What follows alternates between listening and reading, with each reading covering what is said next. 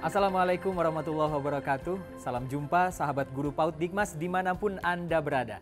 Senang sekali saya Salehuddin Al-Ayubi dapat menjumpai Anda dalam kesempatan talk show spesial kali ini dalam rangka pra-event Hari Guru Nasional. Dan tema yang akan kita bahas pada talk show kali ini sangat menarik, yaitu tentang peran guru PAUD dalam peletakan dasar-dasar literasi dan numerasi pada anak. Untuk membahas tema tersebut secara tuntas, saya sudah mengundang 3 orang narasumber yang keren-keren, sahabat guru PAUD Dikmas. Jadi jangan khawatir, kita akan mendapatkan banyak pengetahuan dari ketiga narasumber tersebut. Sepertinya sudah datang. Iya, selamat malam. Assalamualaikum Ibu. Apa kabar? Alhamdulillah sehat. Sehat Pak Ayub ya? sehat? Sehat sekali, alhamdulillah. Perjalanan lancar ya ke sini ya? Alhamdulillah lancar. Lancar, alhamdulillah. Yang penting itu ya, Bu ya. Yang penting lancar perjalanannya. Betul Bisa ketemu sekali. Pak Ayub sekarang. Yes, dan kita nanti bisa diskusi seru. Nah, saya kenalkan dulu, kita sapa dulu pemirsa kita, sahabat guru PAUD Dikmas yang sudah menunggu dari tadi. Sudah kenal ya, sahabat guru PAUD Dikmas dengan beliau. Wajah beliau sering muncul di YouTube-nya Direktorat Guru PAUD Dikmas, sering muncul di acara-acara webinar kita. Beliau adalah Dr. Irma Yuliantina MPD, betul ya saya nyebutnya ya? Iya. Beliau ini kita kenal sebagai sosok dosen, kemudian juga pakar dan juga praktisi pemerhati pendidikan anak usia dini dari Universitas Pancasakti Bekasi. Sebenarnya Bu Irma, kita lagi nunggu satu narasumber lagi nih, sepertinya sudah datang. Oh, nih. coba kita lihat siapakah tunggu gerangan. kedatangannya, siapakah dia, sahabat guru PAUD Dikmas. Ini dia. Ada Bu Halo, Ana. Bunda Ana. Apa kabar? Apa kabar Bunda Ana? Sehat ya? Alhamdulillah seneng. Nyampe juga di sini. Nyampe ya. Ternyata Lancar ngumpul. ya perjalanan ya? Menyenangkan. Menyenangkan sekali. Kita harus senang pada kali ini karena bahasan kita juga seru banget nanti. Ih, itu udah ditunggu-tunggu. Betul. Sapa dulu sahabat guru PAUD Dikmas yang sudah menunggu Bunda Ana dari tadi. Luar biasa. Salam jumpa buat sahabat guru PAUD Dikmas dimanapun Anda berada. Kita siap berbincang untuk Anda di topik menarik malam ini. Oke ya sahabat guru PAUD Dikmas, Bu Irma dan juga Bunda Ana Gracia. Yuk kita diskusi di dalam. Mari.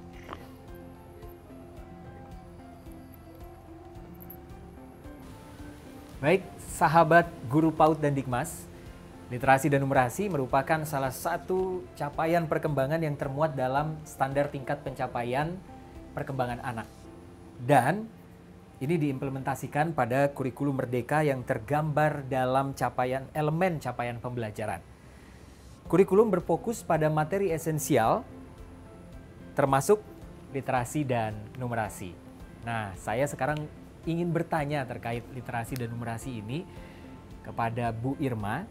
Setelah pandemi ini, Bu Irma mungkin bisa ceritakan bagaimana sih kondisi literasi dan numerasi pada pendidikan anak usia dini. Iya Pak Ayub. Ya. Ini saat pandemi luar biasa ya. Oke. Di PAUD itu banyakannya PAUD kehilangan muridnya. Kenapa kehilangan muridnya? Karena orang tua merasa ngapain sih sekolahin ke PAUD? Nanti juga yang ngajarin orang tuanya gitu. Karena gurunya kan memberikan arahan-arahan, tetapi yang melaksanakan tetap orang tua. Banyak anak-anak yang nggak masuk PAUD. Itu yang kita sekarang sedang galakan lagi, ayo ke PAUD ya, gitu. Nah kemudian apa dampaknya? Ketika mau masuk SD, karena kan rata-rata 6 tahun, 7 tahun udah harus masuk 7 SD ya, apapun yang terjadi itu gitu kan. Dia nggak nunggu dulu sampai 8 tahun dong, dia 6 tahun langsung masuk SD, lalu orang tua ambil jalan pintas. Literasi, numerasi yang belum terstimulasi karena tidak masuk PAUD, di rumah juga tidak distimulasi oleh orang tua. Harapannya kan kalau nggak masuk PAUD, di rumah dong distimulasi. Ini juga orang tua nggak ngerti bagaimana caranya menstimulasi. Sementara stigma sekarang nih, katanya masuk SD itu harus bisa baca, tulis, ngitung. Bahkan ada yang tes katanya begitu kan. Iya. Ketakutan itulah yang akhirnya membuat orang tua panik. Lalu ambil jalan pintas. Jalan pintasnya apa? Masukin les. Sebulan bisa baca. 2 bulan bisa baca. Masukin. Akhirnya apa yang terjadi? Drilling lah pada anak-anaknya. Itu kondisi saat ini Pak Ayub. Kita sedih nih. Betul sekali. Jadi memang orang tua ini awalnya memang takut dulu anaknya tertinggal gitu Bu ya, Iya, khususnya sebetulnya. calistungnya. Ya, Tapi dari ketakutan itu muncul kemudian treatment yang salah gitu ya, di drilling sehingga ini kaitannya bisa kita tanyakan dengan Bunda Ana nih.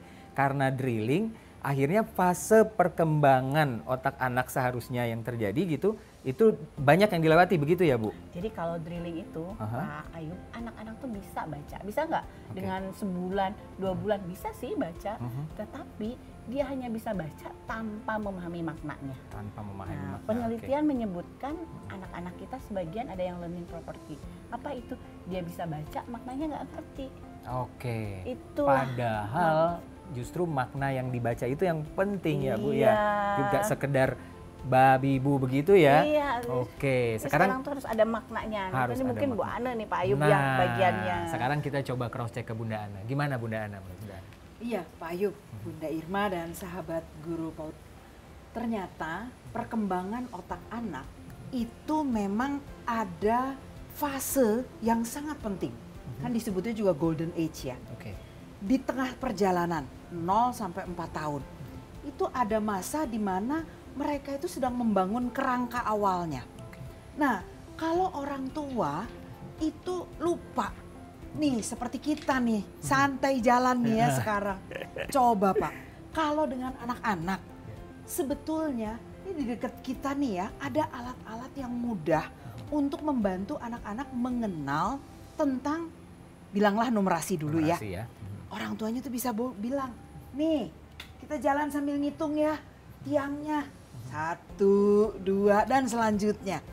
Bagus kalau orang tuanya juga kebetulan sedang memegang buku atau handphone nggak apa-apa. Oke. Kasih lihat gambar dari angkanya. Lalu ngobrol. Nah, sahabat guru PAUD, kalau orang tua itu ngajak ngobrol dengan santainya di suasana yang menyenangkan. Ih, halus ya.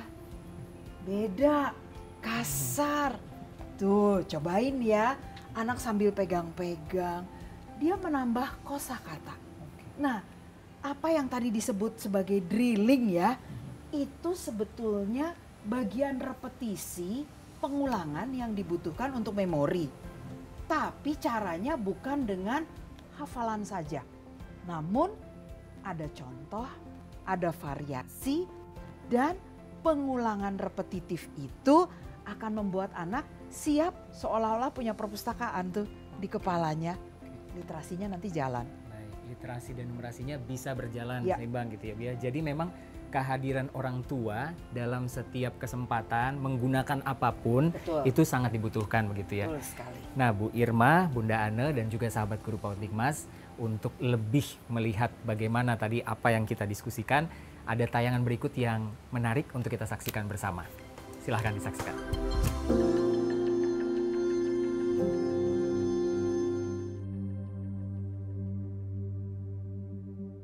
Literasi dan numerasi adalah bagian arsitektur dasar sirkuit kerja otak.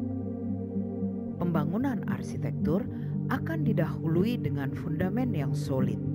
Pada kerja otak, fundamen fungsi yang diperlukan adalah kematangan kerja indera, kematangan kendali gerak yang koordinatif, serta asosiasi dengan regulasi emosi untuk membentuk atensi atau fokus bagi proses pembentukan memori. Penggunaan memori dari keseharian akan menjadi sirkuit atau rantai dalam arsitektur pembangunan kognitif untuk kesiapan belajar.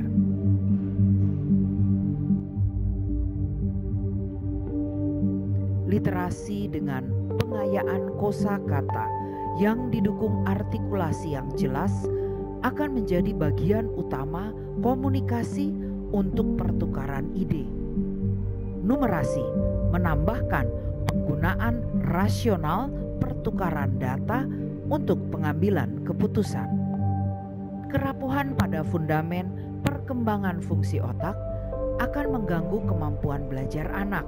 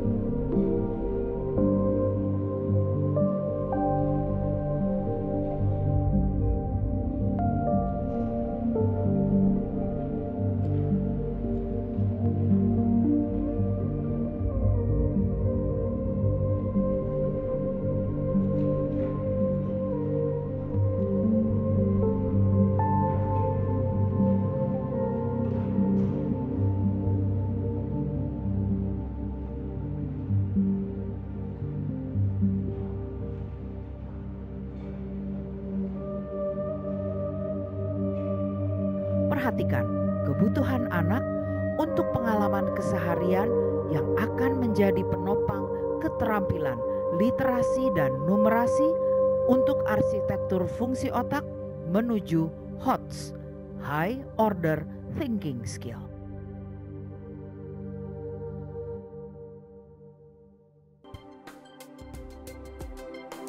Sahabat Guru PAUD Dikmas, terima kasih Anda masih bersama kami dalam talk show spesial pra-event Hari Guru Nasional yang membahas tentang tema peran guru PAUD dalam peletakan dasar-dasar literasi dan numerasi pada anak. Nah, di sesi awal tadi kita sudah berbincang sedikit dengan Bunda Ane dan juga Bu Irma. Dan kali ini ada satu narasumber lagi yang hadir bersama saya. Beliau adalah Ibu Johana, Bunda Johana Kastanya. Halo Bu. Halo, selamat malam. Iya, malam Bunda Johana. Beliau adalah Kepala Sekolah TK Negeri Pembina Tingkat Nasional. Nah, kita akan membahas selanjutnya terkait dengan bagaimana dampak, karena tadi kita sudah membahas di sesi awal tentang drilling ya. Bagaimana kemudian dampak drilling itu jika literasi dan numerasi itu diberikan secara drilling, begitu. Nah, saya bertanya terlebih dahulu bagaimana dampaknya kepada Bu Irma ya. Silahkan Bu Irma, apa dampaknya Bu jika literasi numerasi itu kita berikan secara drilling kepada anak? Ya. Pak Ayub, tadi kita sudah bahas ya bagaimana banyak orang tua yang akhirnya mengambil jalan pintas untuk meleskan anak-anaknya drilling. Nah, itu tadi juga sudah disampaikan bahwa dampaknya adalah anak-anak itu bisa sih baca, tapi dia bacanya hanya membaca tanpa memahami makna. Nah, mungkin ada yang nggak tahu drilling itu apa sih. Nah, jangan-jangan ada yang nggak tahu nih drilling itu apa. Drilling itu contohnya kayak gini, kan sering kita ya menemukan kursus nih, bak, bi, bu, be, bo. Nah, gitu. Nah, sekarang kita sudah nggak lagi tuh ngajarin anak begitu. Atau PR nih, banyak kan orang tua yang minta PR ya ke PAUD-PAUD, nyambungin titik-titik selembar gitu. Padahal yang ngerjain ya Bu Jo, yang mengerjakan orang tuanya itu. Jadi kayak gimana, emang nggak boleh ya ngajarin baca tulis gitu? Boleh. Literasi, numerasi itu salah satunya adalah terkait dengan bagaimana kemampuan membaca, kemampuan menulis, ya kemampuan berhitung. Gitu, literasi numerasi itu. Di samping juga ada kemampuan-kemampuan lain loh ya, bukan hanya itu saja. Nah, jadi kita harapannya adalah dilakukan melalui kegiatan main. Atau dalam kehidupan sehari-hari. Nih Pak Ayub punya anak usia dini. Dalam kehidupan sehari-hari ini kita stimulasikan gitu. Itu yang dilakukan gitu saat ini gitu, yang diharapkan gitu. Bagaimana itu semua dilakukannya melalui kegiatan. Makanya sekarang kalau di kurikulum Merdeka nih Pak Ayub, kita bicaranya mengarahkan kegiatan-kegiatan yang berpusat pada anak, kegiatan-kegiatannya proyek gitu kan. Misalkan bisa nih orang tua itu ya, kalau di rumah nih misalkan masak sama ibunya, bawangnya ada berapa ya, bawang merahnya gitu, atau dipisahin dulu bawang merahnya berapa, bawang putihnya ada berapa, lalu ada bumbu masak, dilihat kan di bumbu masak tuh ada tulisan-tulisan ya.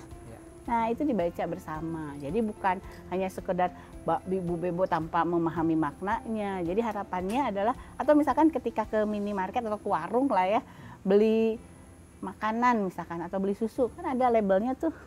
Nah, itu bisa kita baca, yuk bener nggak susunya maunya yang ini gitu. Jadi secara langsung dikaitkan dengan kehidupan sehari-hari anak-anak.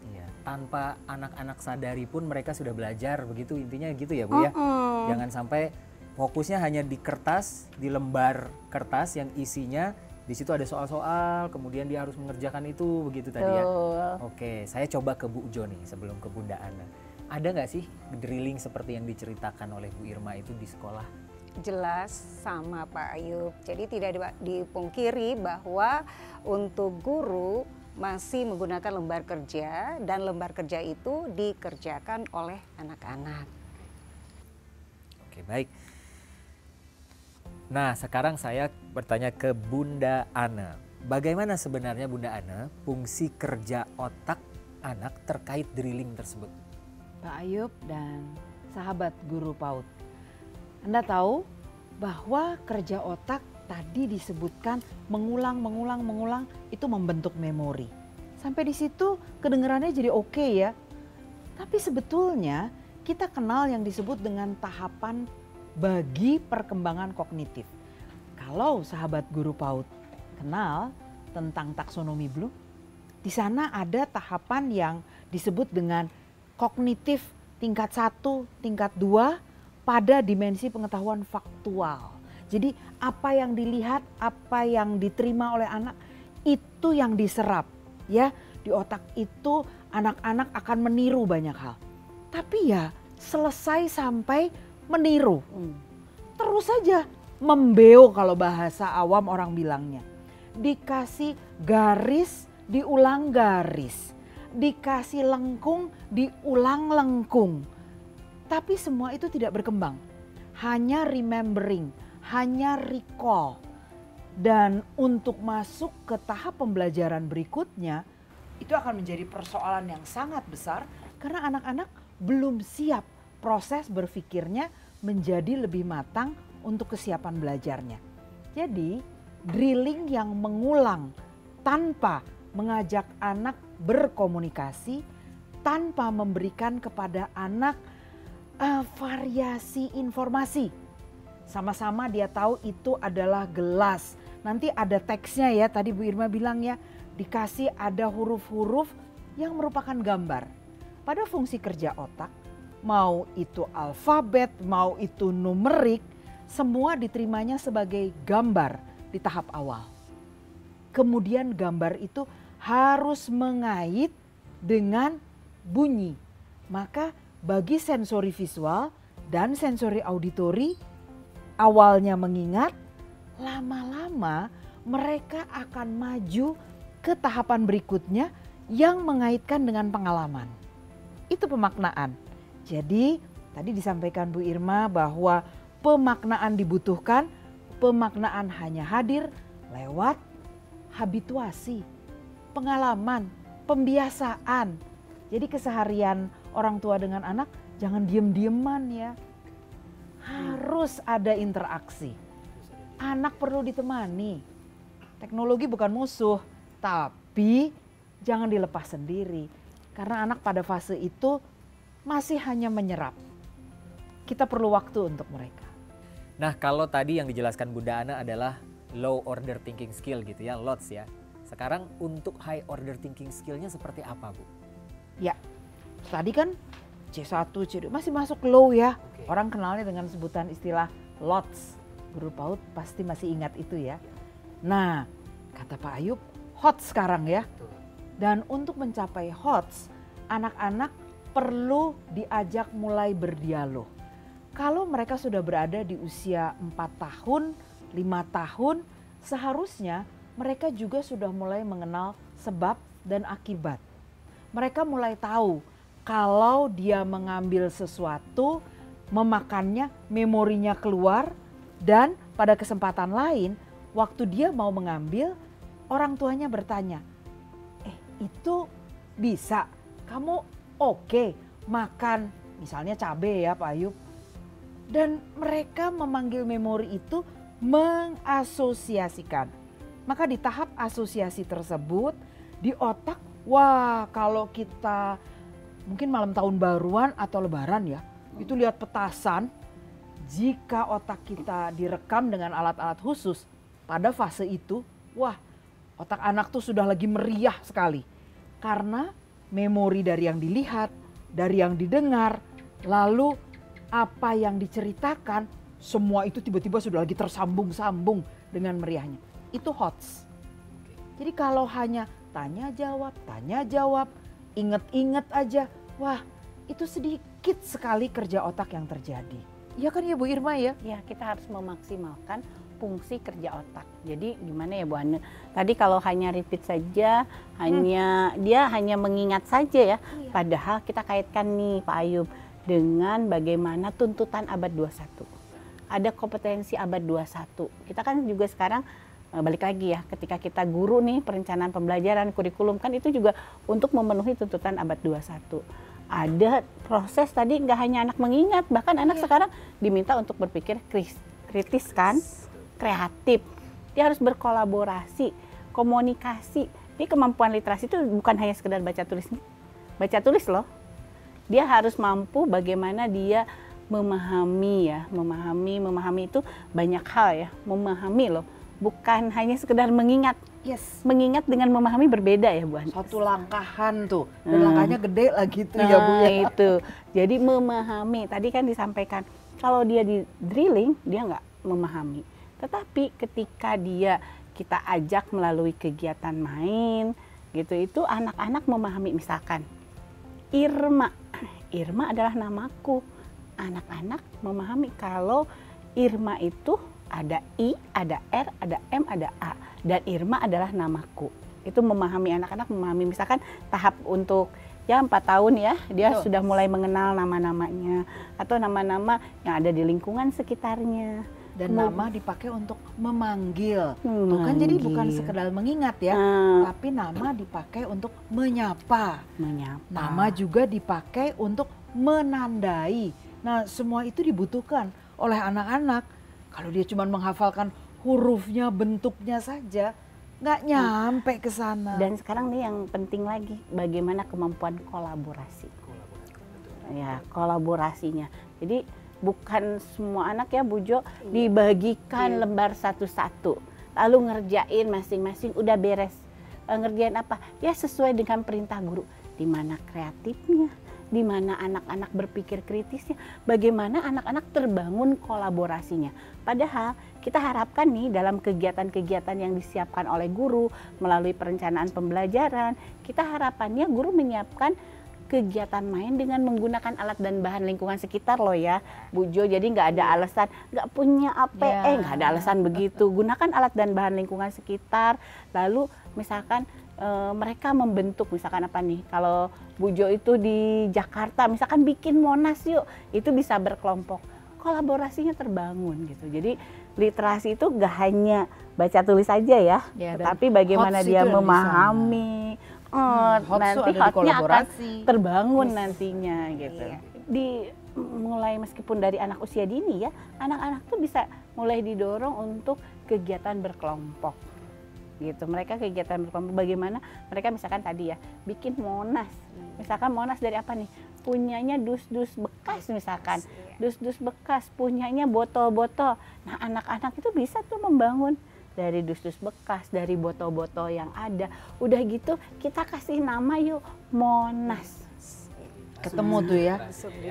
Iya, itu literasi semua nih. Mulai dia literasi itu kan tadi mulai dia memahami bagaimana ketika komunikasi kan dia memahami bahasa reseptif ya. Dia memahami orang lain bercakap-cakap, dia mampu mengungkapkan. Nanti gurunya tanya, "Apa yang dibuat?" Nah, ketika dia mampu mengungkapkan idenya, mengungkapkan apa yang ada di pikirannya, itu juga kemampuan literasi gitu. Jadi guru tuh jangan hanya nulis aja gitu ya. Itu udah gak zaman. Tuh, Bu Irma dan Bu Johana ya, untuk Pak Ayub nih Pak. Kalau anak-anak melakukan kegiatan kolaboratif menuju high order thinking skill, ada satu keterampilan kerja otak yang luar biasa terbentuk. Regulasi emosi. Ya kalau mau dia bareng-bareng menyusun sesuatu, berkomunikasi, itu dia menunda kadang-kadang bicara karena temannya lagi bicara. Atau dia mendorong temennya untuk berinteraksi dan dia menahan diri. Itu regulasi emosi yang dibutuhkan. Tanpa adanya regulasi emosi, HOTS jadi susah loh tercapainya pada fungsi kerja otak.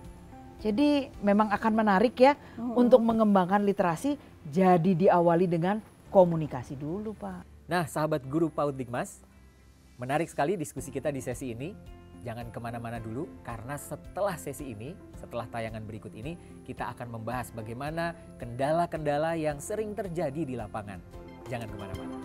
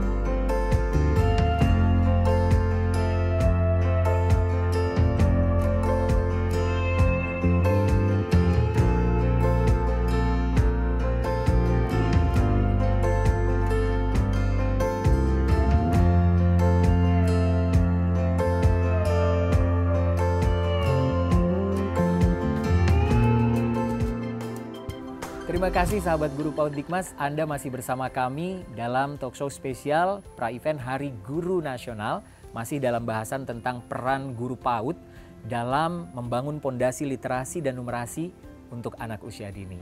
Nah, seperti yang saya janjikan tadi, kita sekarang menggali sebenarnya kendala apa sih yang sering muncul di lapangan gitu ya. Gimana Bu Jo, kendala yang sering Ibu temukan di lapangan, baik itu di sekolah Ibu maupun di sekolah-sekolah lain pada umumnya? Iya, terima kasih. Yang ditemukan di lapangan itu masih banyak sekali sekolah-sekolah yang menggunakan lembar kerja, menggunakan buku paket, sehingga hal itu dapat membatasi ruang gerak anak-anak untuk mereka lebih mengenal literasi dan numerasi. Karena yang didapatkan dari lembar kerja itu tidak seharusnya mereka dapatkan dengan segala motoriknya, ya, kemudian kognitif ya, yang sebenarnya tidak demikian. Karena hanya kadang-kadang menggaris, menebalkan angka, dan itu banyak terjadi di lapangan. Lembar kerja, kemudian juga buku paket yang masih sampai saat ini dipakai. Oke. Kendala lain yang mungkin sangat berbeda dengan kondisi ideal yang diceritakan oleh Bu Irma dan Bunda Ana tadi? Ya, kondisi lain itu ada orang tua. Dari orang tua di mana mereka sangat menginginkan untuk anak-anak mereka itu sudah harus bisa baca, sudah bisa harus menulis. Karena dari awal ketika mereka mendaftar masuk ditanyakan, apakah ada baca menulis di sini Bu? Apakah ada PR? Itu sering ditanyakan. Nah, itu tuntutan orang tua ya Bu ya. Bu Irma, solusinya apa kira-kira Bu untuk tuntutan-tuntutan orang tua tadi? Luar biasa ya Bu Jo, tuntutan orang tuanya. Sampai ditanya nih sekarang, ada baca tulisnya nggak? Ngejamin nggak nih anak disekolahin di sini terus bisa baca tulis? Bisa nggak kayak gitu? Sampai ditanya seperti itu ya Bu Jo, itu luar biasa orang tua sekarang itu. Artinya ada hal yang harus dikomunikasikan nih antara orang tua dengan pihak sekolah. Jadi kalau kita lihat komponen, salah satu komponen PAUD berkualitas adalah kemitraan dengan orang tua. Salah satunya adalah orang tua tuh memahami, mengerti bagaimana sih program-program pembelajaran untuk anak usia dini. Termasuk kayak tadi, boleh nggak sih ngasih PR ke anak? Boleh, sangat boleh. Tapi PR-nya mari kita ganti. PR-nya bukan nyambungin titik-titik, tapi PR-nya boleh loh misalkan menuliskan makanan kesukaan yang ada di rumah misalkan. Atau boleh juga misal nih sekarang, kan kemarin tuh banyak bunga ya gitu, temanya misalkan lagi bunga. Temanya lagi bunga nih, misal ada bunga nih di sini ya, kebenaran ada bunga nih, cocok nih, kebetulan ada bunga di sini.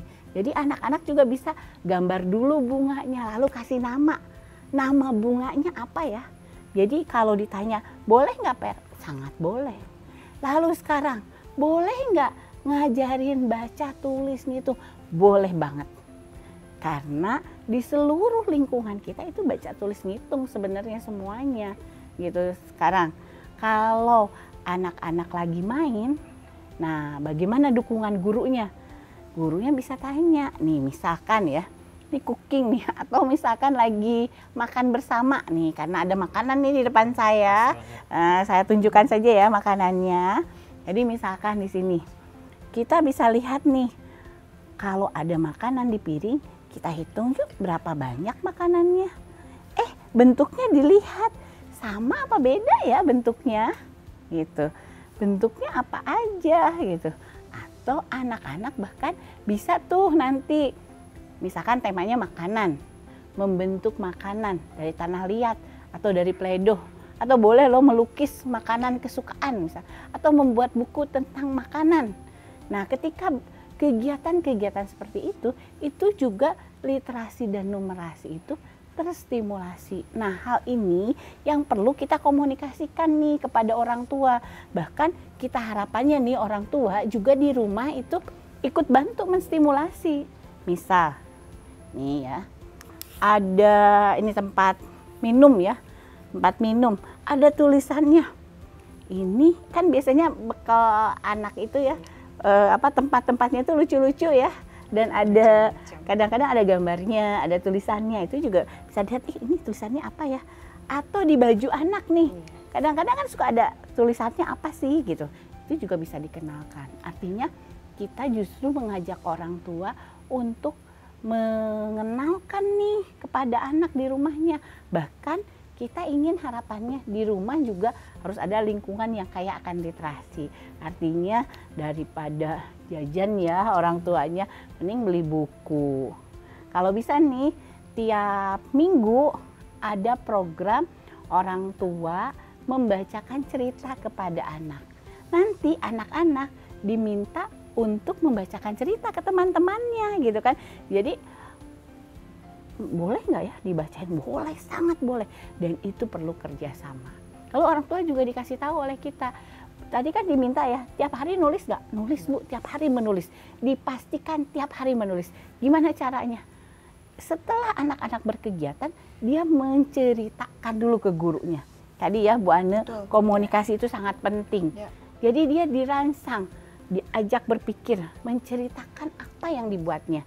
Dia diceritakan tuh apa yang dia buat, misalkan bikin makanan atau tadi bikin monas, dia ceritakan kepada gurunya, kepada teman-temannya.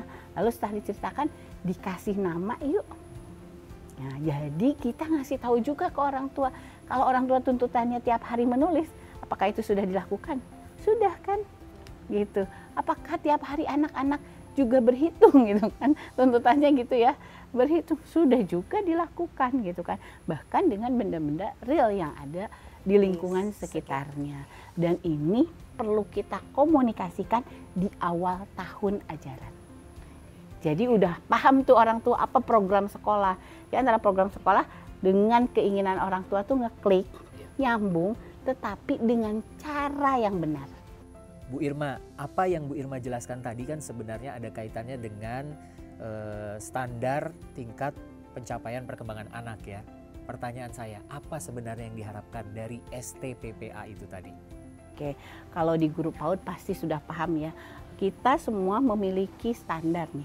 Permendikbudristek nomor 5 tahun 2022 tentang standar kompetensi lulusan bagi anak usia dini, dasar dan menengah. Itu di dalamnya kalau untuk PAUD itu kita namakan STPPA ya, tadi standar tingkat pencapaian perkembangan anak.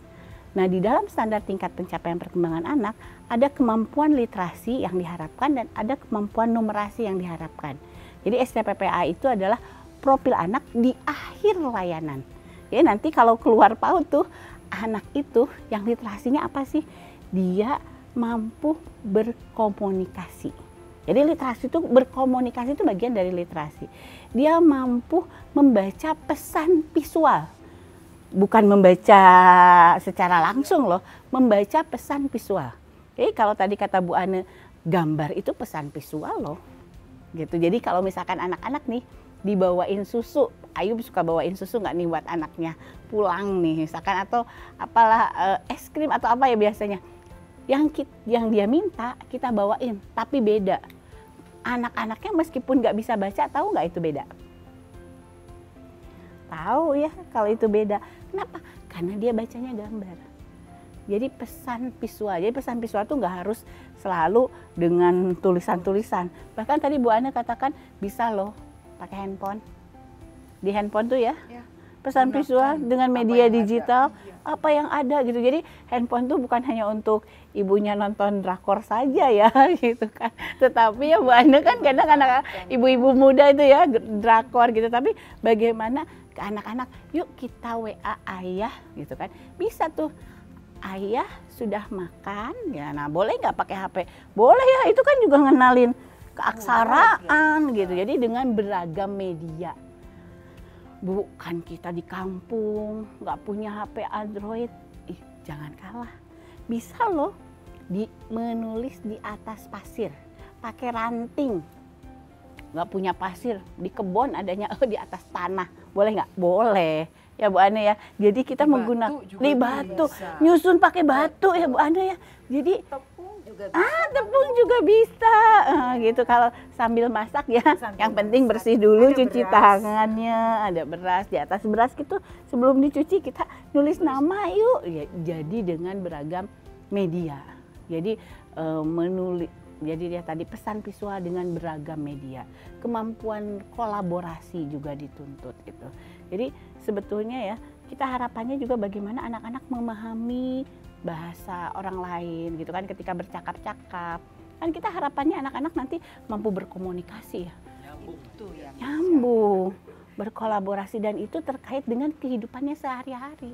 Nah termasuk juga numerasi. Jadi bilangan itu bukan hanya 1, 2, 3 gitu kan, hanya menyebutkan tanpa memahami makna. Tapi tadi apa sih yang ada di depan dia? Ada makanan, kita hitung yuk. Ada berapa? Ada gelas nih. Ada berapa banyak gelasnya? Kita hitung bareng-bareng. Dia tahu jadinya. Jadi konsep bilangan yang terkait dengan kehidupan dia sehari-hari. Ya. Belajarkan dua. Iya kan. Tapi langsung ke objeknya. Langsung ke objeknya. Objek tentu yang ada di sekeliling dia, yang ada di sekitar dia. Jadi bukan hanya yang, dan gak harus pakai yang mahal ya Bu Jo. Jadi apa aja yang ada, punyanya daun pakai daun, punyanya ranting pakai ranting gitu. Itu yang ada batu ya pakai batu. Ada batu pakai batu, termasuk juga mengenalkan waktu misalkan. Kemarin, nah itu kan bisa melalui cerita ya, mengenalkan waktu, bahkan mengenalkan grafik. Hah, gimana caranya mengenalkan grafik? Ya gampang, pakai batu yuk, kita deretin. Misalkan anak laki-lakinya ada berapa batunya dideretin, anak perempuannya ada berapa batunya dideretin. Jadi semuanya dilakukan secara konkret, secara nyata. Nah, itu yang diharapkan. Yang sering terlupakan. Apalagi pada bagian tadi mau tabel gitu ya, memperkenalkan. Satu keterampilan kerja otak yang wajib dimiliki semua manusia, bahkan mulai dari usia yang sangat dini, mengelompokkan. Ini tadi Bu Irma memanfaatkan apa yang ada di depan kita ya, menarik sekali. Kuenya rasanya menarik ya. Kalau saat baru dikeluarkan dari tempatnya, dari dus misalnya ya, dari apa yang dibelanjakan, lalu minta anak yang menyusun. Satu, pembiasaan untuk hidup bersih. Dia cuci tangan dulu. Kemudian dia memegang benda itu, dia letakkan. Jika diatur seperti yang kita contohkan di piring pertama, lalu anak akan menyusun di piring kedua. Di situ dia belajar mengelompokkan.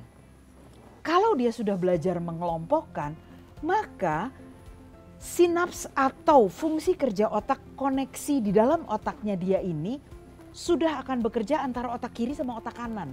Selama ini orang cuma ribut ya, otak kanan kreasi-kreasi, otak kiri sistematis katanya. Nggak usah sejauh itu, hanya dari menata, menyusun lewat pengelompokan, anak-anak sudah memfungsikan semua bagian dari otaknya. Nah ini kemudian berlanjut pada hidup sehari-hari, pada ritme kehidupan dia. Tadi jam, bangun pagi jamnya sama nggak setiap hari? Begitu anak bangun pagi, perlihatkan jamnya. Mau tidur malam, perlihatkan lagi jamnya. Di sana ada komunikasi, ada angka, ada literasi, lengkap. Hidup sehari-hari itu adalah pembelajaran sebetulnya. Jadi solusinya gitu ya Bu Jo? Tapi orang tua sering melupakan itu. Dan itu sebenarnya ada di sekitarnya dan bisa dilakukan oleh orang tua terhadap Anak-anaknya. Sepertinya mendadak hilang ide gitu ya Bu ya. Apa ya yang mau dilakukan? Kok saya jadi ibu nggak ada sekolahnya katanya jadi orang tua. Kok repot ya. Jadi hidup aja natural. Literasi dan numerasi itu adalah terkait dengan kehidupan sehari-hari sebetulnya. Kalau di anak usia dini ya. Jadi yang perlu kita sampaikan kepada orang tua, gimana sih caranya menstimulasi agar apa yang kita lakukan di PAUD itu diteruskan juga gitu. Nah, ini Atau jangan-jangan mereka bingung Bu. Bingung kali ya Pak Ayu. Apa sih pada ribut literasi, apa sih itu ribut numerasi. Padahal targetnya baca sama tulis sama nggak? Ada barangkali ya yang nanya seperti itu juga ya Pak Ayub ya? Padahal literasi dan numerasi itu lebih tinggi dari sekedar baca tulis ngitung gitu. Tuh, kan. Jadi kemampuannya. Seperti Bukan yang disebutkan tadi ya. jadi ada beberapa hal yang kalau literasi itu bukan hanya sekedar baca tulis loh, bukan hanya sekedar itu gitu kan. Jadi kemampuan-kemampuan yang diharapkan itu betul-betul muncul. Dan tentu saja Bapak Ibu, guru PAUD tersayang, bagaimana kita membuat perencanaan, mendesain kegiatan main yang bisa mengembangkan kemampuan anak. Sekarang kita harapannya guru-guru juga sudah nggak zaman nih sekarang, ya Bu Jo, nggak zaman lagi perintah. Tapi guru-guru menyediakan alat dan bahan, menyediakan inspirasinya, anak-anak dipersilahkan untuk melakukan kegiatan main. Bukan lagi menyediakan buku paket, beli di toko, bawa ke sekolah, dipindahkan ke sekolah untuk dikerjakan oleh anak-anak. Justru sekarang yang perlu dipahamkan ke guru-guru kita nih Bu Jo, bagaimana guru mendesain, menata lingkungan main, alat dan bahannya ada, selalu ada di situ inspirasi, ada gambar, ada mungkin yang ada tulisannya. Kalau nggak punya buku cerita ya, kalau punya buku cerita lebih bagus tuh. Ada buku cerita, tapi kalau nggak punya bisa pakai gambar, terus ditulis ya, boleh tulis tangan, boleh di print gitu kan. Itu boleh. Jadi di setiap kegiatan main juga selalu ada literasinya di situ. Dan kalau hal-hal itu dimunculkan dengan beragam tiap hari dengan berbeda, tentu menarik buat anak-anak. Betul sekali. Sehingga mereka punya kerinduan datang ke sekolah itu. Pokoknya ngapain lagi besok, apalagi guru-guru menyiapkan media belajar yang beragam dan variatif, pasti dan satu punya hal daya lagi tarik sendiri buat anak-anak. Satu hal lagi yang paling penting selain penataan itu adalah dukungan guru. Tadi ketika anak main, guru itu jangan diem aja atau asik selfie sendiri ya, jangan begitu. Tetapi justru ketika anaknya main, gurunya itu nanya apa yang dibuat gitu kan. Jadi anak-anak itu ada proses anak-anak untuk menyampaikan idenya tadi. Terus gurunya juga bisa boleh nggak kita tuliskan gitu kan. Jadi penguatan dari gurunya, dukungan dari gurunya itu juga sangat penting untuk mencapai tujuan pembelajaran ya. Guru harus bisa memiliki kemampuan memantik yang tepat juga. Karena anak-anak di rumah itu cukup banyak yang sering dibantu oleh orang tuanya loh. Karena orang tuanya nggak sabar pengen cepet selesai. Kalau bisa cepet dianter ya. Dan kondisi itu membuat anak tidak siap untuk melakukannya sendiri. Juga banyak anak yang di rumah tidak sempat bicara. Ditanya sama orang lain, dijawabnya oleh orang dewasa di sekitarnya. Jadi anak belum siap untuk menyampaikan pendapatnya. Sekolah bisa tuh memberi dukungan. Ya, guru juga harus belajar nih bagaimana membuat pertanyaan terbuka ya Bu Jo ya. Kadang-kadang kan pertanyaannya udah makan belum? Udah. Udah beres belum? Udah. Rapi enggak? Rapi. Jadi gitu. Padahal sebenarnya kayak tadi, gimana sih pertanyaan-pertanyaan terbuka itu?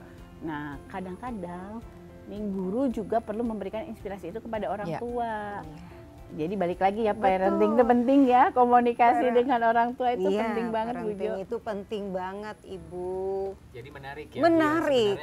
Saya juga kebayang nih, seringkali di rumah ya, kadang anak kita mau ngambil sesuatu, terus ya udah dibantuin, diambilin sama orang tuanya. Betul. Padahal sebenarnya yang lebih bagus adalah biar dia mengambil dengan cara yang penting aman. Gitu ya, Ya, yang penting aman.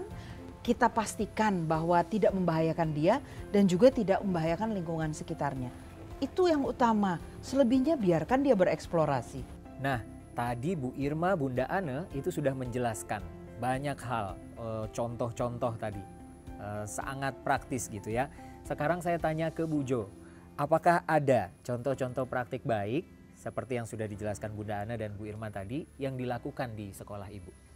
Ya, terima kasih Pak Ayub. Kalau memang yang tadi disampaikan oleh Bu Irma tadi jelas bahwa kami menerapkan itu. Misalnya untuk belajar literasi itu menulis ya, anak-anak bisa menulis namanya misalnya di tepung ataupun menyusun dengan kacang-kacangan.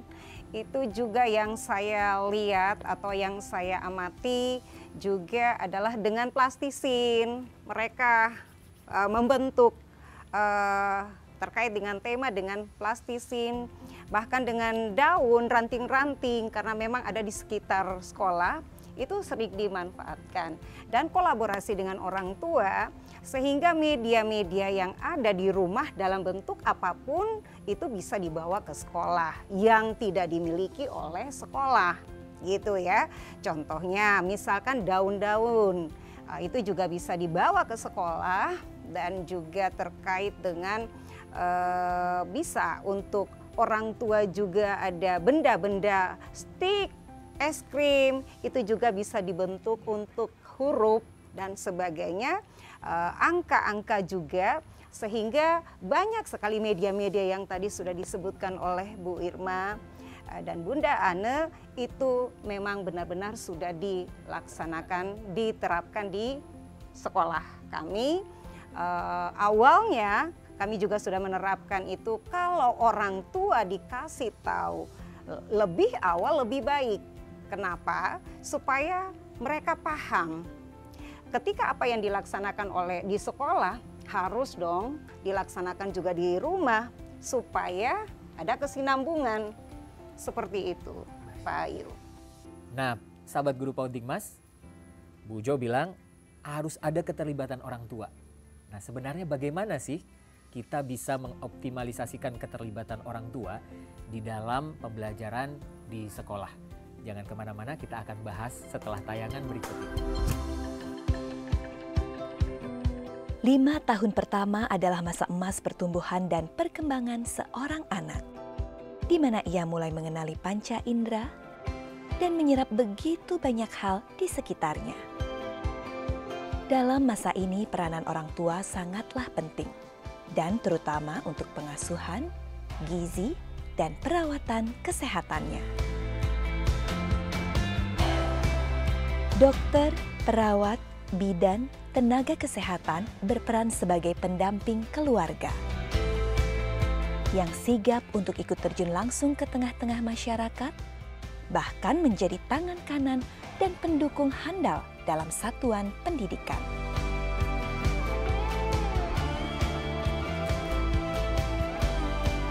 Melakukan pemeriksaan langsung pada anak-anak, memberikan penyuluhan kesehatan bagi orang tua, melakukan bimbingan perilaku kebersihan, kesehatan, dan gizi sehari-hari. Petugas juga hadir di posyandu yang tersebar di kota dan desa, sehingga dapat langsung melayani masyarakat dari mulai memeriksa berat badan dan panjang ideal bayi, sampai menguji tingkat perkembangan bayi dan balita. Juga memastikan orang tua memiliki buku KIA sebagai panduan terpercaya. Balita sehat, Indonesia unggul. Puskesmas hadir sebagai fasilitas pelayanan kesehatan masyarakat. Setia memantau tumbuh kembang dan kesehatan anak, memastikan pertumbuhan dan perkembangannya dapat tercapai maksimal, memberikan buku KIA, dan mencatat rekam medik anak dan kohort dengan terperinci. Ibu menggunakan buku KIA 2 kali lebih tinggi, akses antenatal care, persalinan di Vaskes, dan pelayanan nifas. Ibu menggunakan buku KIA 4 kali lebih tinggi, akses imunisasi dasar lengkap, 2 kali akses penimbangan 8 kali per tahun. Melakukan proses pemeriksaan tumbuh kembang balita dengan detail dan menyeluruh. Memberikan edukasi agar orang tua juga dapat ikut terlibat dalam mengawasi pertumbuhan dan perkembangan anak mereka. Stimulasi, deteksi, intervensi dini pertumbuhan perkembangan anak dilakukan dengan penuh dedikasi. petugas menggunakan kuesioner pra-screening perkembangan untuk memantau tumbuh kembang sang anak. Dan orang tua memiliki rekam setiap masa perkembangan anak dalam buku KIA. Tenaga kesehatan juga harus mampu menjadi sarana diskusi agar orang tua nyaman dan terbuka dalam menyampaikan atau menanyakan perihal kembang anak dan kesehatannya. Menyediakan waktu dalam kelas ibu balita sebagai sarana pembelajaran orang tua pengasuh anak. Semakin besar persentase puskesmas melaksanakan kelas ibu balita, semakin tinggi cakupan penimbangan balita 8 kali per tahun. Dan dalam kondisi kesehatan menurun, petugas kesehatan selalu cekatan menangani. Semakin besar persentase puskesmas melaksanakan MTBS, semakin rendah angka kematian neonatus, bayi, dan balita. Karena di tangan mereka lah terletak masa depan bangsa. Balita sehat, generasi unggul, Indonesia maju. Dipersembahkan oleh Direktorat Jenderal Kesehatan Masyarakat, Direktorat Kesehatan Keluarga. Baik sahabat Guru PAUD Dikmas, terima kasih Anda masih bersama kami dalam talk show spesial menyambut Hari Guru Nasional. Masih dengan tema yang sama, yaitu peran guru PAUD dalam membangun pondasi literasi dan numerasi untuk pendidikan anak usia dini. Sekarang saya bertanya kepada Bu Jo tadi ya, kira-kira Bu, bagaimana sebenarnya sekolah, treatment apa yang dilakukan oleh sekolah untuk mengoptimalisasikan tadi keterlibatan orang tua dalam pembelajaran? Silahkan Bu. Iya, terima kasih Pak Ayub, bahwa keterlibatan orang tua dengan sekolah itu sangat penting sekali. Bahwa yang sudah dilakukan di TK Negeri Pembina tingkat nasional adalah di puncak-puncak tema ada misalnya basar, itu keterlibatan orang tua dengan makanan atau benda-benda yang dijual, sehingga dengan diberikan label untuk jenis-jenis makanan ataupun benda-benda lain yang pada saat itu dijual. Nah, itu yang perlu keterlibatan orang tua. Kemudian juga ada kegiatan-kegiatan lain seperti misalnya ada fashion, ada juga mereka di kegiatan-kegiatan tema lainnya seperti juga misalnya makanan minuman, ya kemarin itu kami bahas tentang budaya lokal khususnya Betawi, dan itu skuteng, kemudian minuman-minuman yang terkait dengan minuman khas Betawi, makanan-makanan khas Betawi itu dimunculkan, bahkan tari-tarian juga dimunculkan. Itu juga perlu keterlibatan orang tua sehingga ada komunikasi, ada kesinambungan sekolah dengan orang tua untuk bagaimana membangun literasi dan numerasi bagi anak-anak. Dan orang tua menyambut baik ya? Baik banget, orang tua sangat antusias untuk mendukung kegiatan itu. Dan anak-anak happy, kenapa? Karena orang tuanya datang membantu, mereka melihat ada orang tuanya dan happy. Bu Irma ada komentar terkait ini? Satu hal, memang tadi ya guru itu nggak mungkin sendirian, nggak akan berhasil sebagus apapun guru, tapi tidak akan berhasil apabila itu tidak ada dukungan dari orang tua. Jadi di awal itu sekolah perlu menyampaikan program-programnya kepada orang tua. Jadi ada komunikasi, orang tua maunya apa nih? Nah, sekolah punya programnya ini nih untuk menyampaikan yang diharapkan oleh orang tua tadi. Jadi sekolah itu mengakomodir keinginan dari orang tua, tetapi dengan cara yang tepat, yang sesuai dengan prinsip-prinsip pembelajaran di anak usia dini. Tadi ada bazar ya, bagaimana sebetulnya di situ ada terkait dengan literasi, terkait dengan numerasi gitu kan, itu salah satu contohnya. Tetapi di kegiatan hariannya itu juga perlu dikomunikasikan seperti apa sih sebenarnya di sekolah itu cara menstimulasinya. Jangan sampai orang tuanya merasa ini kok main terus ya tiap hari gitu kan. Ditanya anaknya hari ini ngapain? Main bikin Monas. Besok ditanya lagi hari ini ngapain? Main bikin makan makanan gitu kan. Anak-anaknya merasa itu kegiatan main yang menyenangkan tadi ya, yang penting happy anaknya. Ya anaknya happy-happy aja gitu kan. Mereka nggak merasa belajar nggak di sekolah. Enggak, aku main aja di sekolah karena anaknya merasa happy kan. Terus nanti komplain deh orang tuanya, kok ini sekolah bayar mahal-mahal, kok cuman main doang. Padahal melalui kegiatan mainnya itu literasi numerasi distimulasi. Jadi perlu komunikasi antara pihak sekolah dengan orang tua. Iya, dan keterlibatan orang tua juga ketika kami mengomunikasikan hal-hal dan mereka melihat bahwa kegiatan pembelajarannya menyenangkan dengan berbagai media-media yang dibutuhkan itu, ketika kita meminta mereka untuk membawa media-media, dus bekas, botol bekas, responnya luar biasa. Dan itu ketika dikerjakan literasi numerasi berhitung dan sebagainya itu, maka mereka itu antusias memberikan, membantu sekolah dan menarik itu. Bunda Ana sekarang, silakan Bunda Ana. Ya, saat ini orang tua adalah generasi muda. Mereka adalah generasi milenial.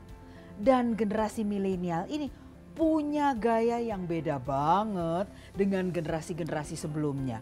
Masa transisi seperti ini terjadi semakin lama semakin cepat.